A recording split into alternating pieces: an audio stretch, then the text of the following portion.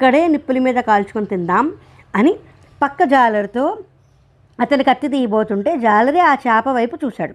అది పెద్దగా బలంగా లేదు కానీ విచారంగా కన్నీరు పెట్టుకుంటూ ఉంది. అతనికి జాలి వేసి అడిగాడు, కత్తితో నరకబడుతున్నందుకు విచారిస్తున్నావా? ఊహు అంది. నిప్పుల్లో కాలి బాధపడుతున్నావని నీ కన్నీరా? ఊహు అంది చేప. చచ్చిపోతున్నావని భయమా? కానే కాదు, పుట్టిన ప్రతి జీవి ఎప్పుడో ఒకప్పుడు చావాల్సిందే కదా, మృత్యుకి భయపడ్డం ఎందుకు అంది. మరలా దీనంగా ఉన్నావేం అడిగాడు జాలరి. నా స్నేహితుణ్ణి నేను బలవంతము చేసి ఆటలు ఆడుకుందామని రమ్మని నాతో తీసుకొచ్చాను. నాలాగే అతను కూడా వలలో చిక్కి మరణిస్తే ఆ పాపం నాకు చుట్టుకుంటుంది అని తన విచారానికి కారణం వివరించింది.